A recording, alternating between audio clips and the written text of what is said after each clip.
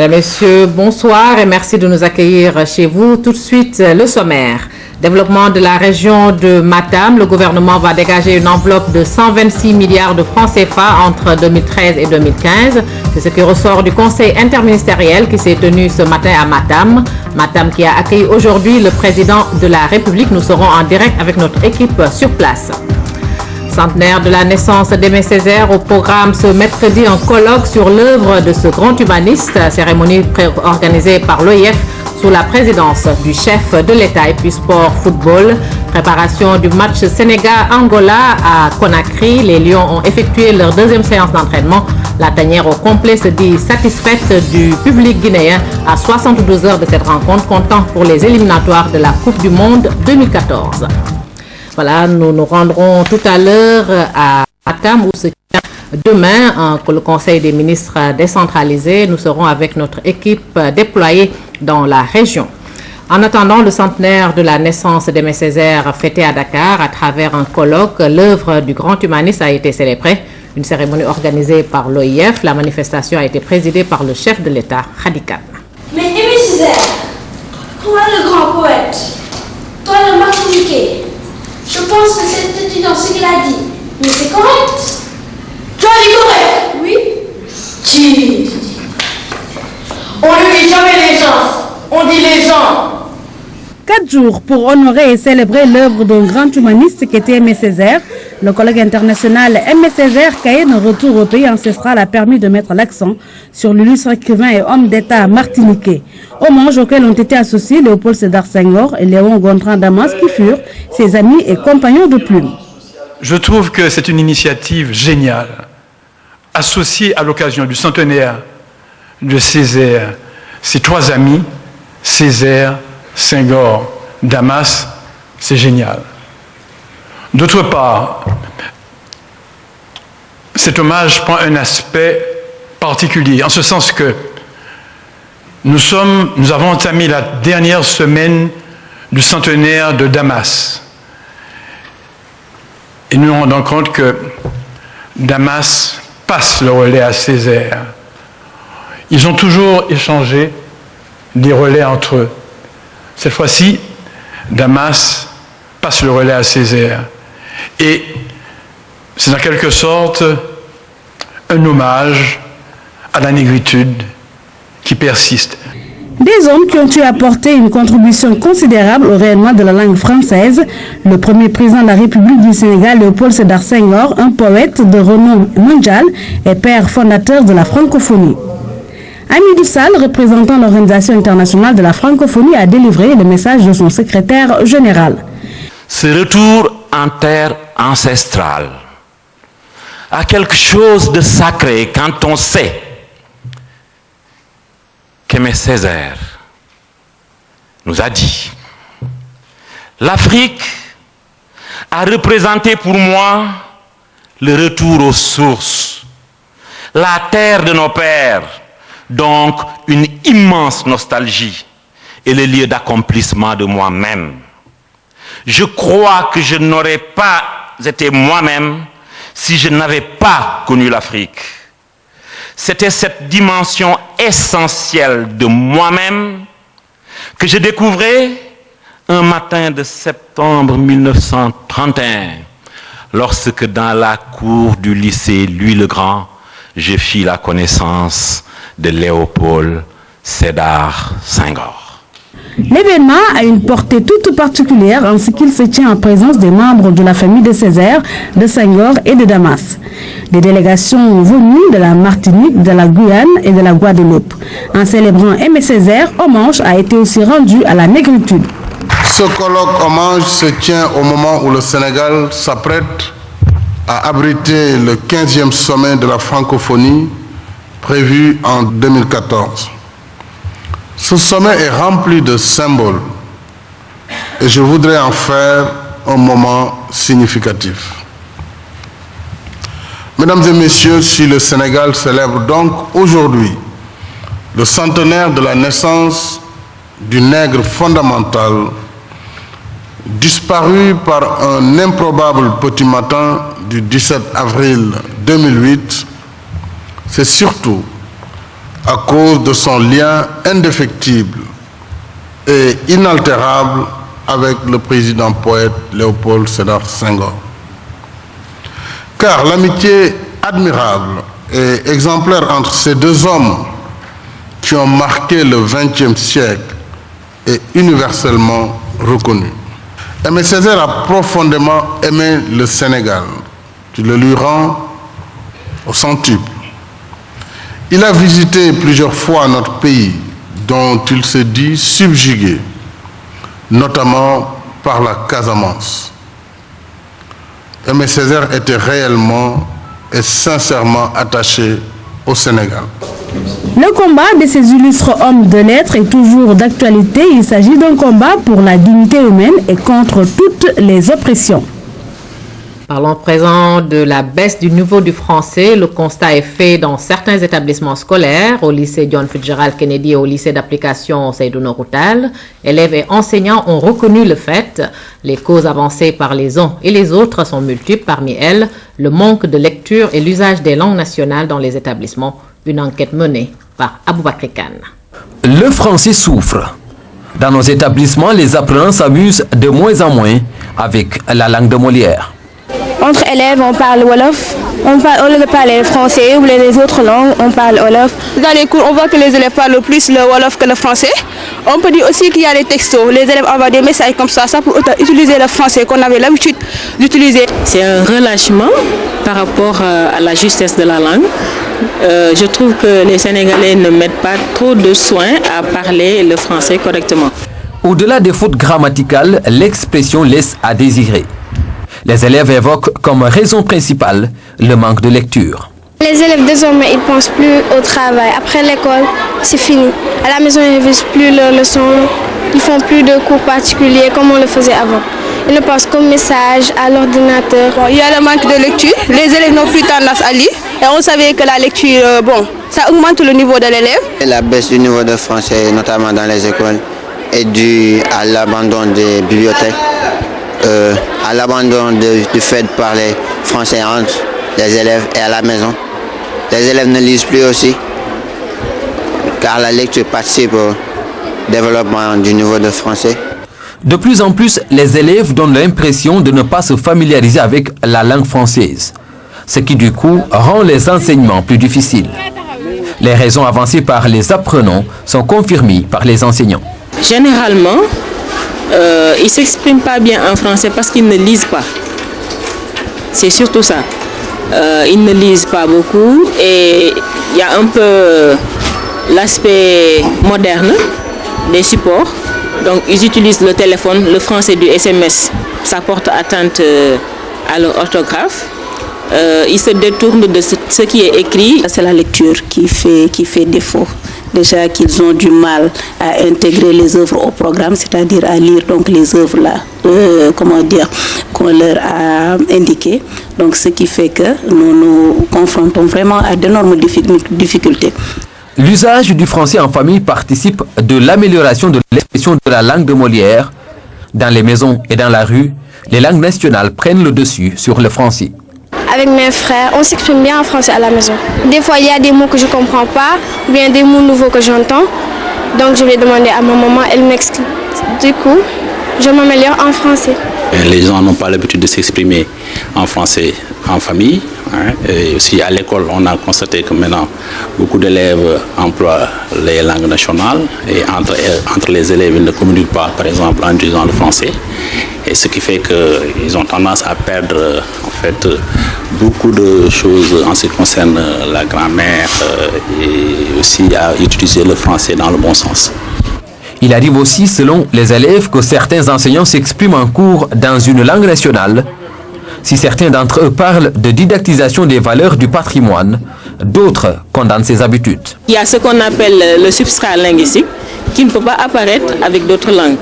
Donc lorsqu'on exprime une réalité qui est du Sénégal, qui est contenue dans une culture locale, on ne peut pas mettre ça dans des mots français. Je juge quand même, puisque le français est l'outil de communication, que l'on ne devrait pas s'exprimer donc en Wolof en classe.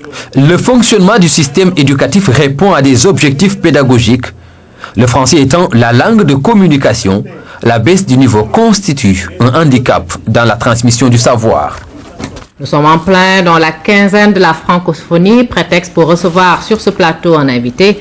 Il s'agit de Henri Wells, président de l'association des trophées francophones du cinéma. Bonsoir monsieur. Bonsoir, comment allez-vous? Voilà, pouvez-vous nous expliquer un peu le concept de ces trophées? Alors ces trophées ont été initiés, et d'ailleurs c'était très passionnant d'entendre le reportage précédent sur le français, parce qu'effectivement on a eu, mes camarades et moi, l'intuition qu'il fallait faire quelque chose pour le rayonnement de la culture francophone à travers le cinéma de tous les pays membres de l'OIF et d'autres. Et donc on a dit, comment faire pour faire une cérémonie de remise de prix qui célèbre le cinéma francophone. Et donc, au départ, c'est une espèce d'idée un peu folle. Et puis, on a réussi à fédérer les bonnes volontés, qu'elles soient d'ici. Et d'ailleurs, je remercie vraiment votre ministre de la Culture, monsieur Mbaye, qui vraiment nous a soutenus dès qu'on a émis l'hypothèse de faire à Dakar une remise de trophée. On a eu vraiment les bras ouverts de sa part, et je crois que c'est vraiment une très très bonne chose, parce que ce que nous voulons faire, c'est célébrer ce cinéma. Et pour le célébrer, on fait un peu ce que les Américains ont fait avec les Oscars. On remet des prix aux meilleurs interprètes, aux meilleurs producteurs, aux meilleurs réalisateurs. Et donc aujourd'hui, c'est la journée internationale de la francophonie. Et alors on profite de cette journée pour annoncer les films qui vont concourir à ces trophées. Et il y en a pas mal, hein. Il y en a quand même 53 longs métrages, plus 21 courts métrages, en présence de 27 pays différents de la francophonie. Ça a été un travail assez ardu de pouvoir rencontrer tous les gens qui pouvaient soumettre un certain nombre de films pour participer à ce concours, et la réponse a été enthousiaste. On a également constitué ce qu'on a appelé l'Académie francophone du cinéma, qui compose les grands électeurs. Je les appelle les grands électeurs parce que ce sont des gens de tous les univers, de tous les pays, et qui travaillent pas prioritairement dans le domaine du cinéma, mais ce sont des plasticiens, des artistes, des compositeurs de musique. Et ils sont plus de 150 qui vont juger ces films-là et déterminer les finalistes. Et dans un deuxième tour de vote, à ce collège de grands électeurs, on va adjoindre des membres de la communauté du cinéma sénégalais qui participeront au vote final pour désigner les vainqueurs. Alors c'est toute une fête du cinéma, et on est très très heureux et très fiers de le faire pour la première fois ici à Dakar. Pourquoi le choix de Dakar n'est certainement pas fortuit? Non, c'est pas fortuit. On avait un certain nombre de pays évidemment qui étaient dans notre courte liste, et le Sénégal était vraiment en très bonne place, et quand on a vu l'accueil vraiment tellement enthousiaste ici, on a décidé de le faire. Et vous avez vraiment toute l'infrastructure et le dynamisme pour permettre à cette fête du cinéma de se dérouler vraiment de façon formidable le 29 juin 2013. Avant ça, évidemment, on annonce les finalistes au cours du Festival de Cannes le 23 mai. Mais c'est réellement une volonté de faire du cinéma francophone quelque chose dont on peut être fier, quelque chose qui témoigne de la diversité, mais aussi du dynamisme de la langue française à travers le cinéma. Et ça, je pense que personne ne l'a fait jusqu'à maintenant, et je crois que c'était le moment. Et en plus, naturellement, comme vous le précisez, Dakar sera l'hôte du 15e sommet de la francophonie. Donc on est dans le fond un petit peu en avant-garde pour cette grande célébration de la francophonie. Voilà, pour terminer, monsieur Wells, est-ce qu'il y a des films sénégalais en compétition? Alors voilà, on annonce aujourd'hui que les films qui ont été sélectionnés par un comité ad hoc ici au Sénégal, ce sera évidemment, je dis ça dans un ordre tout à fait différent, c'est La Pirogue, Tay et Président Dia, qui seront donc en lice pour être soit finalistes, soit lauréats d'un prix, d'un premier trophée. Des films déjà primés à Ouaga. Oui, absolument, absolument. Ben, je vous remercie. Ça me fait très plaisir, merci de votre accueil. Voilà. Alors, nous nous rendons à présent à Matam, où se tient demain le Conseil des ministres. Le président de la République et l'ensemble des membres du gouvernement sont déjà présents dans la région. Nous retrouvons Tidiane Barry. Bonsoir Tidiane. Bonsoir Maimouna, bonsoir à tous. Macky Sall, porté en triomphe par les populations de Matam, le chef de l'État, à son arrivée cet après-midi, a eu droit à un accueil particulièrement enthousiaste. De Ourossogui à Matam, c'est un véritable déferlement humain qui est venu saluer le président. Ambiance.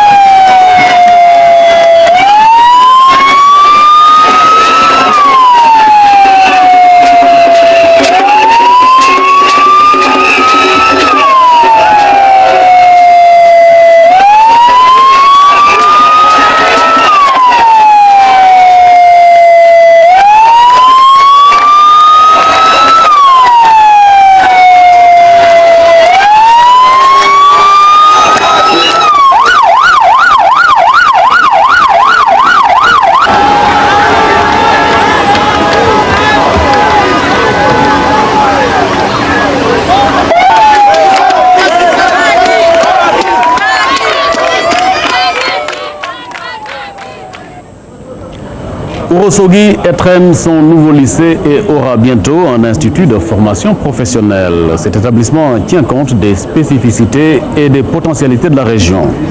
L'agriculture et l'élevage seront naturellement les secteurs ciblés. Une annonce faite par le chef de l'État qui a inauguré cet après-midi le tout nouveau lycée de Ourossogui. Le voici au micro de Pape Biram Biguenyaï. L'arrivée la plus attendue dans le Fouta depuis près d'un an. Le retour aux sources d'un chef d'État à la cote de popularité qui monte en flèche crée l'événement. L'aérodrome de Ourossogui, le point de départ d'une très forte mobilisation.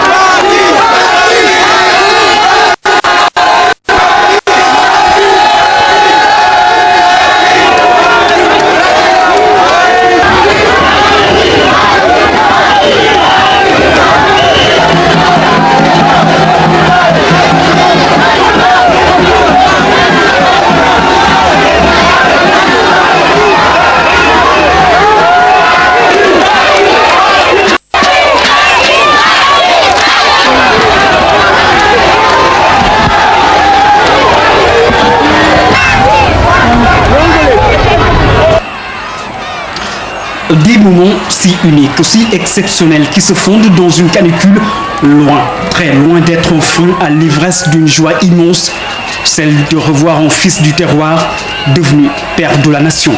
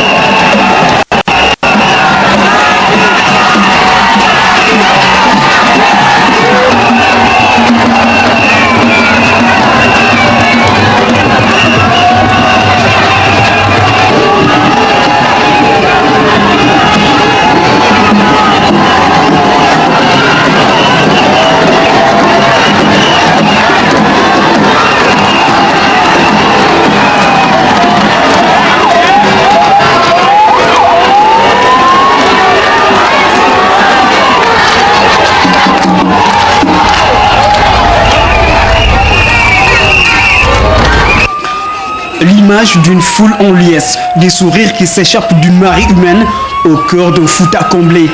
Ourossogui, Kanel, Ranérou, le trio de tête qui complète le Bousséabé et forme une ligne compacte qui défile sous les yeux d'un chef d'État reconnaissant, puis admiratif face à une mobilisation exceptionnelle. On accueille chamarré, coloré, enthousiaste, annonciateur d'un avenir radieux pour Matam et toute une région.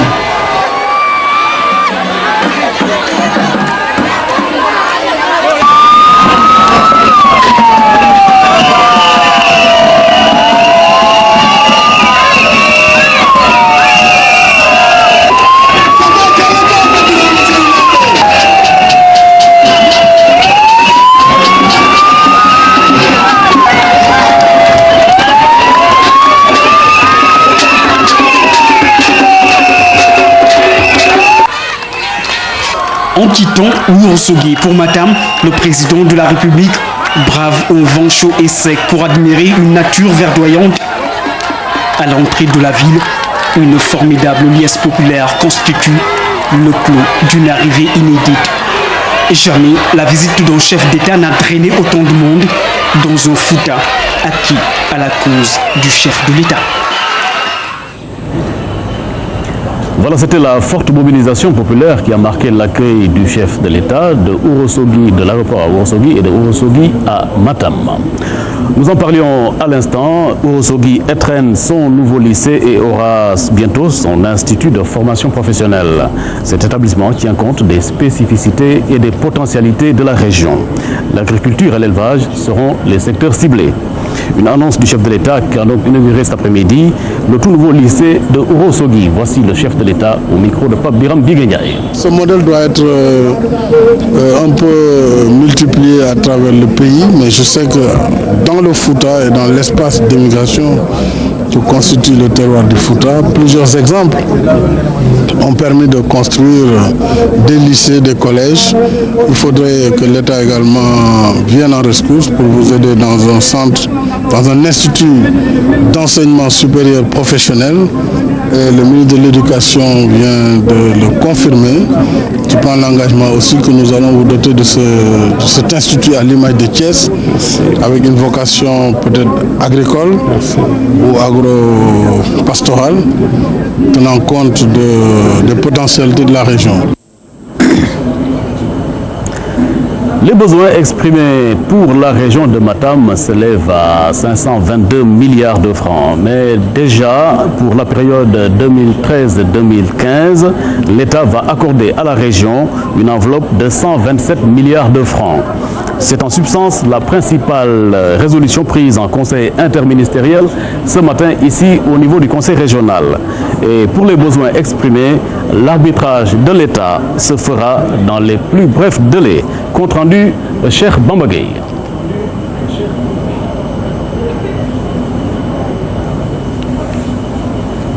Voilà, Cheikh Bamba n'est pas prêt. Nous aurons l'occasion d'y revenir tout à l'heure, avant la fin de ce journal, dans la deuxième partie, où nous verrons également d'autres faits des réalités régionales, avec une série de reportages réalisés par nos équipes de reporters. À tout à l'heure. Merci, à tout à l'heure. Fin hier de la 6e Assemblée Générale de l'UAR, la rencontre de Dakar s'est achevée sur une note de satisfaction. Les 42 pays membres ont à l'unanimité adopté une position commune sur les grands projets de l'Union, notamment sur les droits de diffusion des événements sportifs. Anne-Marie Gomis. L'une des plus grandes décisions de cette 6e Assemblée Générale a été l'harmonisation des positions des États membres de l'Union africaine des radiodiffuseurs pour négocier avec les grandes instances du sport. Une mesure parmi tant d'autres. Premier élément fondamental, conviction du travail commun pour une transition douce, efficace, moderne avec un haut niveau de qualification de l'analogique vers le numérique. Deuxième qualité du débat, conviction de la nécessité d'un réseau d'échange de news, d'actualité, de contenu. Le MENOS aujourd'hui est au cœur de l'activité de notre Union. Les 75 délégués des 42 pays ont également procédé à l'élection du nouveau bureau et c'est l'Algérien Théophile Reladi qui a été reconduit à la tête de l'Union. Conseil exécutif. Président, M.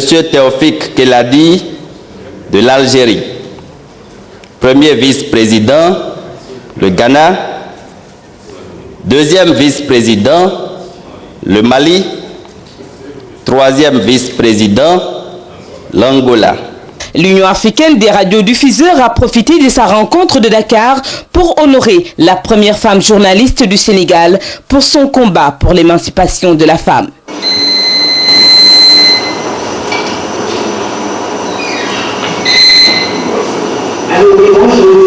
Mon cœur de vieille dame a frémi et que je me suis sentie très heureuse d'avoir été distinguée par mes pairs. L'honneur qui m'a été fait aujourd'hui, je pense, a été fait à tous les journalistes. Le film a été réalisé par son fils Ousmane William Bey, un grand moment d'émotion et de reconnaissance à l'endroit d'une icône de l'audiovisuel. L'UAR se donne rendez-vous au Cameroun dans la deuxième quinzaine de novembre 2013 pour la 7e Assemblée Générale. Une délégation de l'Office de radio-télévision du Bénin était ce matin dans les locaux de la RTS. Il s'agissait de constater la gestion par la radio-télévision sénégalaise du passage de l'analogique au numérique. Djaïna Badia. Le Sénégal se prépare au bouleversement dans le monde audiovisuel. Une commission nationale est déjà en place. La délégation de la télévision béninoise est convaincue que la RTS est au cœur du dispositif. À partir de leur expérience, on a pu savoir que la RTS occupe une place prépondérante dans cette mutation que va connaître l'audiovisuel. À la RTS, le processus est déjà entamé avec un plateau technique relevé, ce qui ne semble pas être le cas pour l'Office de la radio-télévision béninoise. On a constaté que l'OTB n'occupe pas la place qu'il faut. Donc nous avons besoin d'arguments solides pour plaider auprès de nos autorités pour qu'ils puissent nous accorder le poids réel de notre office. Quand je parle de poids réel, tout l'équipement technique. La délégation béninoise a visité tous les locaux ainsi que les installations techniques de la RTS. Elle compte s'inspirer de toute cette expérience pour faire avancer l'ORTB. L'Afrique doit absolument relever le défi de la numérisation et de la connectivité, selon le président de l'UAR, l'Union africaine des radiodiffusions, mais ainsi le cap sur 2015, le passage au numérique et le développement du système MENOS de création de réseaux d'échange et de programmes multimédia par satellite et par IP étaient entre autres les enjeux des assises de Dakar. Le président de l'instance africaine aborde la question ce soir. Taoufik Khaledi est l'invité du magazine Le Point de la rédaction. Donc, morceau choisi de l'entretien avec Ousmane Garifay. Nous avons travaillé sur le premier élément qui est celui de faire une évaluation des capacités techniques dont nous disposons aujourd'hui sur le continent africain, de manière à savoir quels sont nos niveaux de compétences aujourd'hui, quel est le niveau de qualification de notre ressource humaine, ensuite de quoi nous avions besoin. Parce qu'on ne peut strictement rien faire, sinon on ne sait pas ce dont on est déjà capable de faire. Donc il fallait créer des liens entre les organisations. C'est ce que nous avons commencé à faire. Le second élément fondamental était de bien avoir en tête que le continent africain est le dernier continent au monde à ne pas être connecté. Oui. Nous sommes encore aujourd'hui, à l'heure actuelle, à l'heure où nous parlons, à l'heure où nous sommes sur ce plateau, dans l'incapacité d'échanger des images. Je considère que ceci est très très grave pour l'Afrique, d'autant que nous avons les moyens. Voilà, le président de l'UAR sera l'invité de Ousmane Garifay dans l'émission Le Point. Juste après Le Point, donc, un reportage, 72 heures de santé dans la vallée du fleuve Sénégal. C'est avec Tierno Ahmadoussi. Les femmes, véritables actrices de développement, mais la plupart d'entre elles n'ont pas de formation dans leur domaine d'activité. Un véritable frein pour y remédier, le comptoir solidaire de développement a inauguré 2 antennes à Yeumbeul, une manière d'accompagner les femmes. La députée Awagnan a souligné l'intérêt que l'État accorde à ce projet. Forte mobilisation à la dimension des attentes de ces femmes, constituées pour la plupart en groupements ou associations, elles s'adonnent à diverses activités sans aucune notion. Elles vont désormais bénéficier d'encadrement et de formation dans plusieurs secteurs. L'initiative est du comptoir solidaire de développement qui vient d'inaugurer 2 antennes à Yeumbeul dans la banlieue dakaroise. En tant qu'acteur de développement, on a toujours besoin de telles initiatives. Tout ce qu'on souhaite, c'est du succès au projet.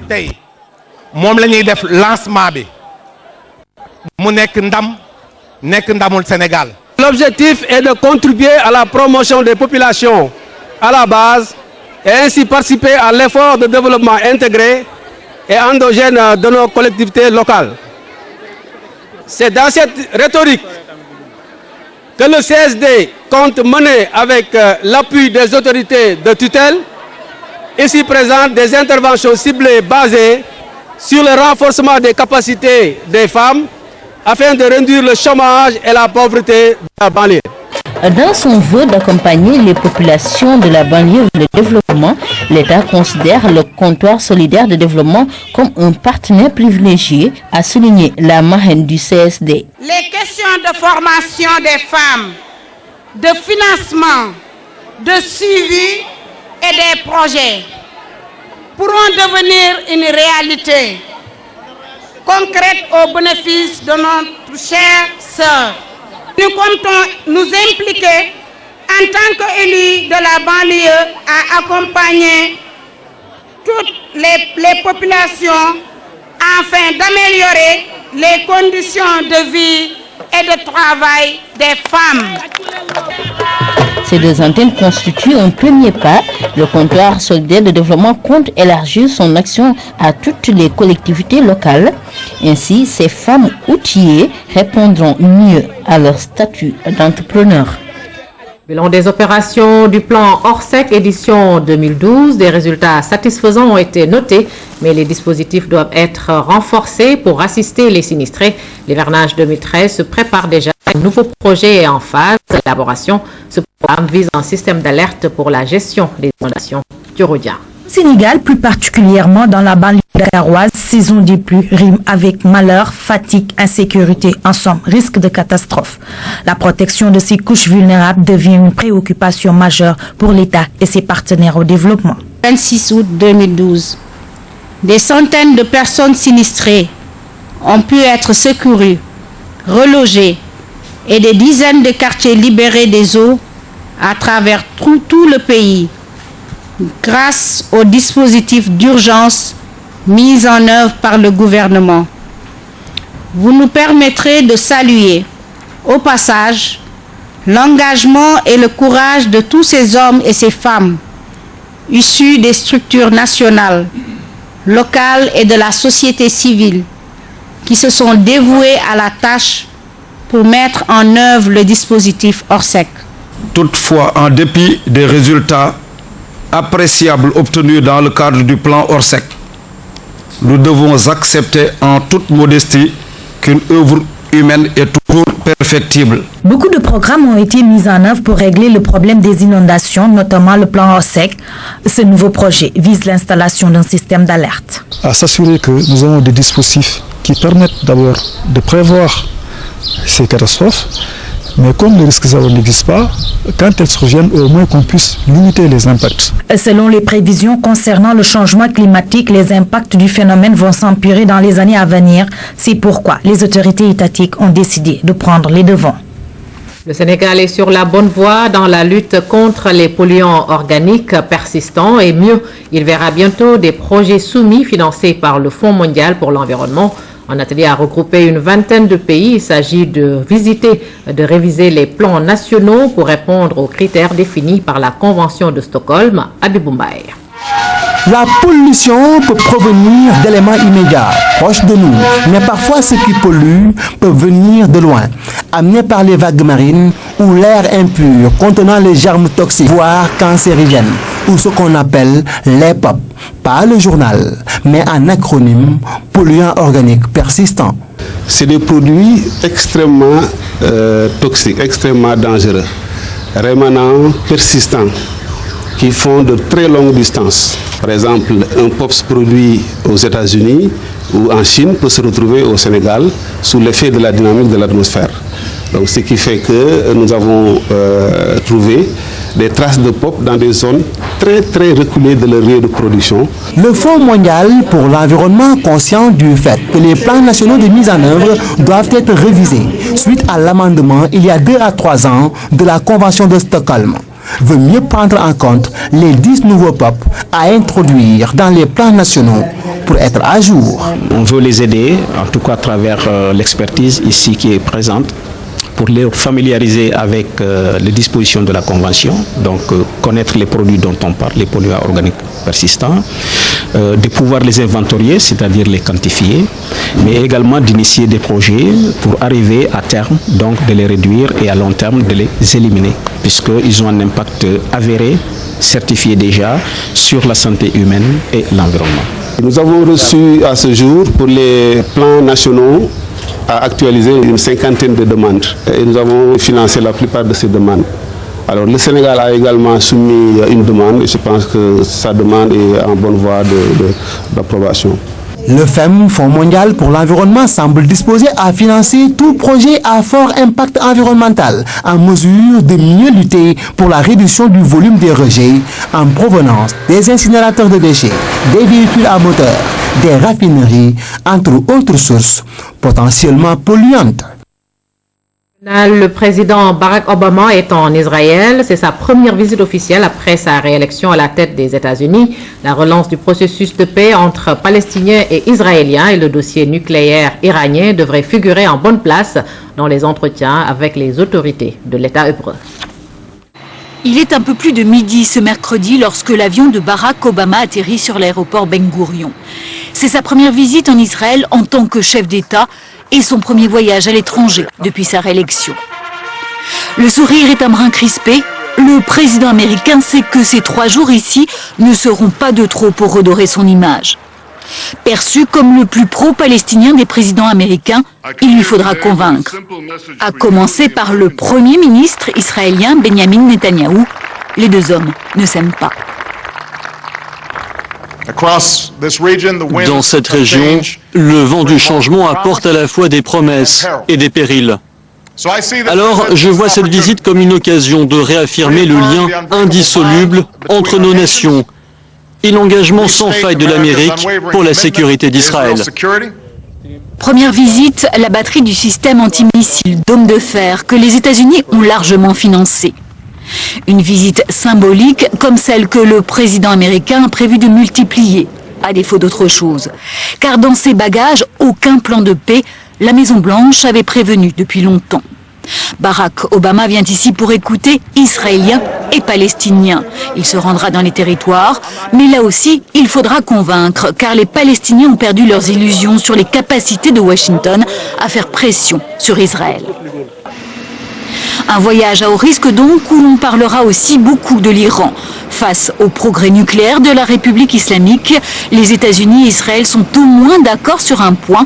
Pas question de laisser Téhéran se doter de la bombe. Retour à Matam pour retrouver notre équipe sur place. À signaler simplement qu'un conseil interministériel s'est tenu ce matin dans la ville. Première mesure, une enveloppe de 126 milliards de francs CFA sera dégagée pour le développement de la région. Nous retrouvons Tidiane Barry. Rebonsoir Maïmouna, nous en parlions tout à l'heure. Les besoins exprimés pour la région de Matam s'élèvent à 522 milliards. Mais déjà pour la période 2013-2015, l'État va accorder à la région une enveloppe de 127 milliards de francs.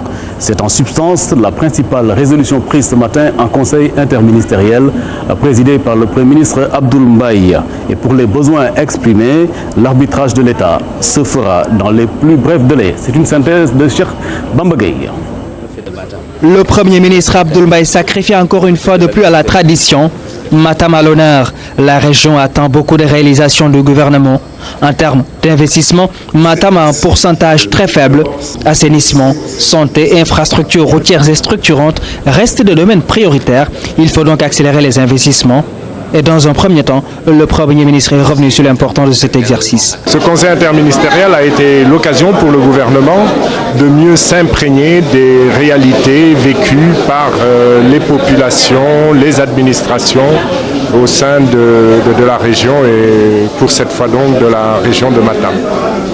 Mais ce fut également une occasion pour les populations, mais aussi pour les administrations, les collectivités locales, de recevoir de l'information détaillée sur les projets et programmes engagés par le gouvernement et allant dans le sens des besoins des populations. Les urgences sont donc nombreuses dans la région de Matam. Le gros des investissements sera donc attribué à l'agriculture pour accélérer le relèvement de la région, en plus de la santé dont le renforcement des moyens techniques et humains demeure indispensable. Et déjà, une enveloppe de 127 milliards de francs CFA est dégagée par l'État pour la période 2013-2015. La priorité pour la région de Matam devait être et rester à l'agriculture et également au désenclavement. L'essentiel des investissements prévus dans le cadre du PTIP, le programme triennal d'investissement, qui couvre 3 années, 2013 à 2015, pour un montant d'un peu moins de 127 milliards, va à concurrence de 42 milliards vers les infrastructures, à raison de 33 milliards ensuite vers l'agriculture. L'éducation et la formation ne sont pas en reste puisqu'ils absorbent près de 13% du budget. Et évidemment, l'hydraulique reste une préoccupation majeure, elle est aussi prise en compte. Dans les recommandations lues par le secrétaire général du gouvernement, l'État va renforcer la pénétration de l'électricité dans les ménages, le renforcement des forages pastoraux et l'ouverture d'une télévision régionale avec la RTS. Les besoins exprimés tournent autour de 522 milliards de francs CFA et le gouvernement va procéder à l'arbitrage dans les plus brefs délais. Avec nous sur ce plateau, le président du conseil régional, Abdoulaye Dramé, bonsoir. Bonsoir, Tidiane. Est-ce que vous avez acquis la nouvelle des 127 milliards qui vont être consacrés à la région de Matam dans un premier temps? Très satisfait, dans la mesure où je pense qu'il y avait un programme extrêmement important qu'on a exposé, qu'on a développé devant le Premier ministre. Et je pense que ça a été quand même une occasion rare et l'engagement du Premier ministre a été déterminant. Donc nous pouvons garder espoir. Pour un début, quand le Premier ministre dit qu'il y a déjà une enveloppe de 126 milliards, c'est pour dire que le gouvernement donc est engagé pour accompagner la région de Matam. Et c'est un événement historique, Tidiane. Et quels sont les secteurs prioritaires sur lesquels l'action du gouvernement va mettre l'accent? D'abord le désenclavement qui occupe 51%, et ensuite l'adduction d'eau, donc la réhabilitation des forages. L'accent sera mis sur l'adduction d'eau potable. Ensuite, dans le cadre de l'enseignement, de l'éducation, dans le cadre de la santé.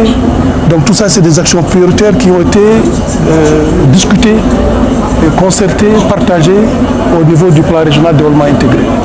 Donc c'est pour dire, quand le Premier ministre disait qu'il y a 4 priorités au niveau de Matam, ou bien 4 atouts, qui sont d'abord la terre, très fertile, l'eau, très douce, l'ensoleillement et les migrants. Voilà les 4 atouts qui peuvent propulser le développement au niveau de la région de Matam. Et pour ce qui est de l'arbitrage de l'État, est-ce que la région sera associée à la réflexion et à la définition des projets à mettre en œuvre? Déjà, le Premier ministre m'a accordé une attention particulière en disant que est-ce que le PRD il est prêt? S'il n'est pas prêt, essayez de me l'envoyer le plus tôt possible pour qu'on regarde ensemble qu'est-ce qu'il y a lieu de faire immédiatement, qu'est-ce qu'on peut faire dans le temps afin de sérier tout ce qui est projet inclus ou bien demandé dans le cadre du PRD. Monsieur le Président, merci. Retenir un peu, nous allons parler du justement, c'est une vieille doléance de plusieurs décennies. L'accès à la ville de Matam a toujours été un casse-tête pour les populations. Au mois de juillet, ce ne sera plus qu'un mauvais souvenir. En effet, les 3 ponts seront fonctionnels. Le point avec Abdourahmane Koïta. L'attente aura duré de longues années, mais elle n'aura pas été faite. À la fin du mois de juin prochain, les Matam auront normalement leur nouveau pont et ce sera alors la fin d'un long calvaire. En effet, sortir ou entrer à Matam n'a jamais été chose facile. Les ponts sont si étroits que 2 véhicules ne peuvent s'y croiser. Il faut parfois attendre que la voie soit libre pour pouvoir passer. Dès lors, on comprend le soulagement des usagers avec la réalisation de ces nouveaux ponts. Parce que la circulation est bougée. nga yor malade pour mu dem sax problème la te boobu causé na accident yu bëri kenn mënu ko lim vraiment daal lañ ñaan yàlla rek yàlla eggal ko si jàmm ñu mun jaar si jàmm ak salaam. Sur le chantier, les ouvriers mettent les bouchées doubles pour respecter les délais, car les travaux qui ont coûté quelques 6,5 milliards de francs CFA devront s'achever avant la prochaine saison des pluies. Les berges du fleuve Sénégal sont souvent agressées en période d'hivernage, en période de forte crue également.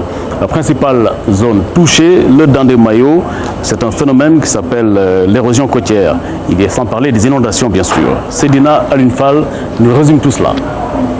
L'inquiétude se lit sur son visage, la menace est toute proche. Déjà, un pan de sa maison a été détruit. Ce descendant de Tierno Yorobal le sait, cette maison qui a formé des générations d'érudits, risque d'être englouti par le fleuve. La première grande mosquée de Nguidilon se situait derrière vous ici, au milieu du fleuve. Et depuis lors, sur tout le littoral, il y avait des habitations. Aujourd'hui, vous voyez le vide que ça a créé. Toutes les maisons, avec l'érosion, sont parties dans dans l'eau. À Nguindjilone, l'érosion est une des hantises des populations. Dans le Dandemayo, le phénomène est plus que préoccupant. Vous voyez actuellement l'élargissement du fleuve, ce qui veut dire qu'il y a beaucoup de maisons qui sont tombées dans l'eau. Voilà, l'île que vous voyez ici, le village, l'ancien village était là parce que le niveau était plus élevé. Actuellement, on est sur la pente vers le marigot qu'on dénommé Wendou Sali. Chaque année, il y a des maisons qui tombent. À chaque fois qu'il y a la montée des eaux, les maisons tombent. Des populations ont été déplacées. Les autorités locales demandent une aide d'urgence. Nous faisons un plaidoyer très fort, très fort, un appel solennel pour qu'on puisse nous venir en aide, pour éradiquer ce phénomène-là qui est un phénomène naturel. Donc nous sommes complètement impuissants. Des solutions ont déjà été expérimentées. Des partenaires vont appuyer les autorités pour arrêter l'érosion des berges du fleuve Sénégal. Il y a un premier projet qui a été mis en place, qui est le projet Tchangol-Mangol, qui permet vraiment de ralentir la vitesse des eaux de ruissellement. Il y a aussi un projet qui est mis en œuvre au niveau de la ville de Matam sur les berges du fleuve. Il y a un début de partenariat avec l'Union européenne qui est disposé peut-être à financer une partie du projet. Mais ce qu'il faut signaler, c'est que le projet ne se limite pas tout simplement à la partie Matam. Pour essayer de l'étendre dans les différentes zones de la région de Matam. Pour le moment, ces habitations tiennent tant bien que mal face aux crues du fleuve Sénégal. Mais pour combien de temps encore? Nous reparlons ce soir du département de Ranérou pour parler plus précisément de la condition féminine. Le faible accès à l'eau potable est le principal défi dans le Ferlo. Dans cette zone, les femmes et le bétail parcourent des dizaines de kilomètres à la recherche du liquide précieux. Reportage Mamadou Sambambo. Aïssatou Lam est à son premier voyage et peut-être le seul pour aujourd'hui. Elle a la chance d'avoir à sa disposition une charrette citerne. Les femmes qui n'ont pas cette chance consacrent près de 80% de leur temps à faire des va-et-vient entre leur domicile et le forage de Dendoudi. Les femmes qui n'ont pas de charrette sont fatiguées. Elles font 5 fois le trajet pour se procurer de l'eau. Même les femmes enceintes le font aussi. Est-ce une chance pour une femme que d'avoir une charrette citerne, de parcourir de longues distances à la recherche de l'eau? Ici, la réponse est oui, tant l'accès à cette ressource pose problème. Le cheptel du Ferlo et même d'une partie du Djeri n'est pas mieux loti. Car si pour les troupeaux de la vallée, l'eau est disponible 12 mois sur 12 dans la zone sylvo-pastorale, la réalité est tout autre. Le bétail est souvent obligé de faire des dizaines de kilomètres pour s'abreuver. Les forages les plus proches sont ceux de Dankadi, Malando et Lubol et ils sont à 20 km. Nous sommes fatigués. L'accès à l'eau dans le département de Ranérou, un casse-tête. Si l'on considère les températures 40 à 45 degrés par endroit, la durée de la saison sèche, 9 mois environ, l'on se rend compte de la nécessité d'agir au plus vite. Nous restons dans le Ferlo pour parler autre chose. Un émigré qui rentre au pays et qui crée une unité de production d'aliments de bétail. Ibrahima Sow, natif de Dankadi, a passé 18 ans au Congo. Son unité est actuellement leader dans la zone sylvo-pastorale. Elle s'appelle Medi Industrie. Medi Industrie Moderne, l'entreprise se trouve à 10 km de Ourossogui et à 12 km de Ranérou, dans le village de Dankadi. Une société spécialisée dans la production d'aliments de bétail, Medi Industrie Moderne, une entreprise mise sur pied par cet homme, Ibrahima Sow, la quarantaine. Il a pris des risques pour venir investir à Matam. On a écouté le président dire que non, il faut créer des petites et moyennes entreprises. Étant des citoyens de ce pays, nous voulons revenir et écouter ce que dit le président de la République en essayant de créer ces petites et moyennes entreprises. L'entreprise emploie une quarantaine de personnes, tous originaires de Dankadi. Medi Industrie Moderne s'est très vite imposée dans la zone sylvo-pastorale. Après 2 ans de fonctionnement, la société est parvenue à s'imposer dans le marché par la qualité de sa production et par la qualité des services fournis. Nous faisons de l'embouche bovine, nous faisons également aussi du vache laitière avec des intrants tels que le maïs. L'entreprise envisage d'élargir ses activités, mais face aux multiples difficultés, elle sollicite l'appui de l'État et de ses partenaires. Le ministère de l'élevage peut parfaitement le soutenir en récupérant une bonne partie de sa production. Ce qui effectivement le dispenserait d'avoir à exporter ça au Mali ou ailleurs où effectivement les coûts de transport sont exorbitants. L'implantation de Medi Industrie Moderne à Danthiadi a apporté une bouffée d'air dans la zone. Les 5000 habitants prient pour une rapide croissance de l'entreprise.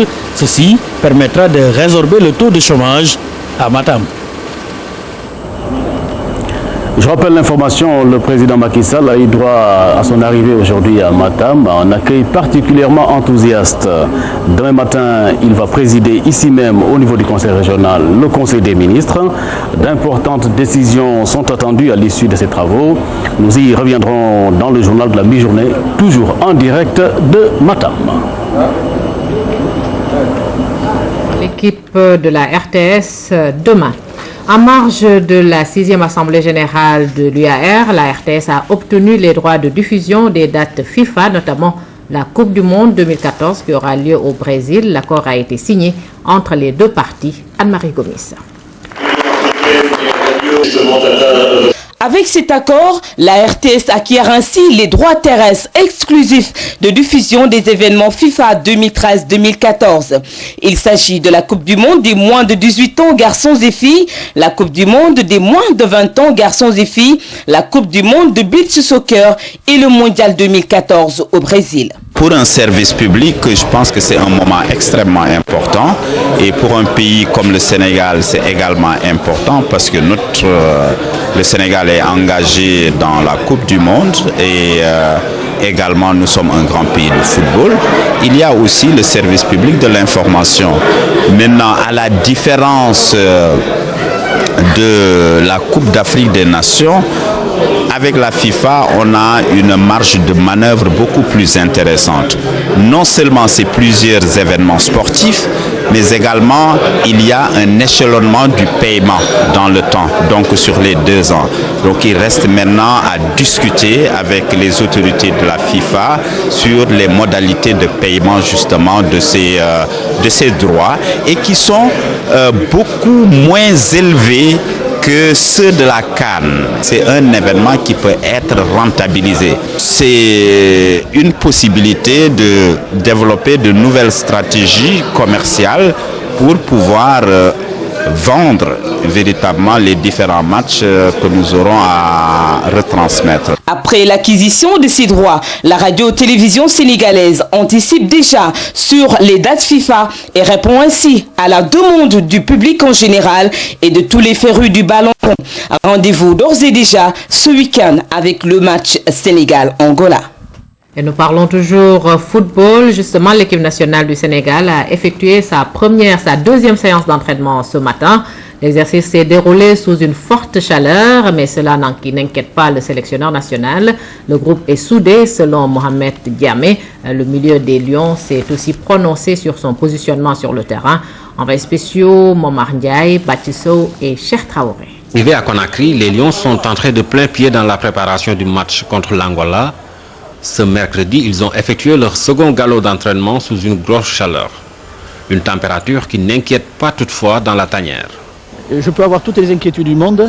Si j'avais la capacité à changer la température, je le ferais. Donc qu'est-ce que vous voulez?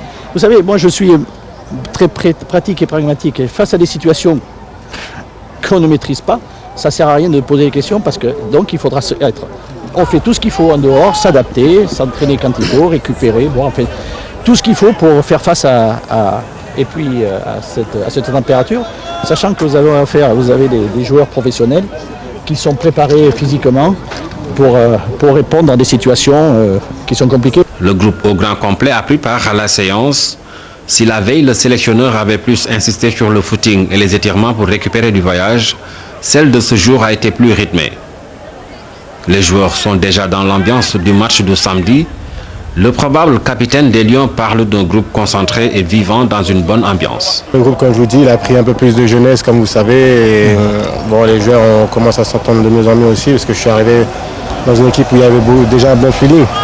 Mais j'ai appris à les connaître un peu plus et aujourd'hui, je me sens très bien dans ce groupe. Le milieu de terrain de West Ham en Angleterre s'est aussi prononcé sur son positionnement, un club différent de sa position en équipe nationale. Je joue pas forcément la même position que je joue en club. Ici, on a, comme vous savez, une grosse armada offensive qui permet à l'équipe où les milieux de terrain, ils n'ont pas besoin forcément d'apporter offensivement comme je le fais en club. Donc c'est une chose différente, mais bon, je m'adapte et je pense que le match de ce week-end va bien se passer. Ce jeudi, l'équipe nationale a rendez-vous avec la presse le matin. L'après-midi, les Lions vont à nouveau s'entraîner devant le public. Une séance qui n'est pas ouverte à la presse. Voilà, vous le savez, le Sénégal donc qui reçoit l'Angola à Conakry. Le public et l'État donc guinéen sont derrière l'équipe nationale. Les Lions qui se sont entraînés hier au stade du 28 septembre ne ressentent pas trop la délocalisation de ce match dans la capitale guinéenne. Nous retrouvons Cheikh Traoré. Sitôt leur valise déposée à l'hôtel, les Lions ont filé au stade du 28 septembre pour une première séance d'entraînement en terre guinéenne. Au menu de cette séance, des étirements, du footing et une opposition entre les joueurs de champ. Pendant ce temps-là, les portiers suaient à grosses gouttes sous les ordres de Sidat Sarr, l'entraîneur des gardiens de but. Bien joué là-bas. Pas de charge, voilà, avion, il faut mouiller. C'était un travail de reprise justement après le voyage. Il fallait digérer le voyage. Donc c'est ce qu'on a fait aujourd'hui et puis que les joueurs soient heureux de toucher le ballon. Cette séance a permis au sélectionneur national de se faire une idée de la pelouse, objet de nombreux débats. Ça va, écoutez, elle est un peu haute, mais ça permet de la préserver. Il vaut mieux la garder haute et la tondre au dernier moment. Cette première séance a été suivie par un spectateur assez particulier, le ministre guinéen en charge des sports, venu souhaiter la bienvenue à l'équipe nationale du Sénégal. Ma visite de ce soir, c'est de venir voir l'équipe, si l'effectif est au complet et si le moral est au top. Et je suis sûr que le moral est au top, que nous allons remporter cette victoire. Quelques fans de foot guinéens ont également fait le déplacement pour voir de près les joueurs sénégalais. Ils ont donné de la voix, un avant-goût de ce qu'ils promettent pour samedi. Leur mobilisation fait assurément plaisir dans la tanière. C'est chaleureux.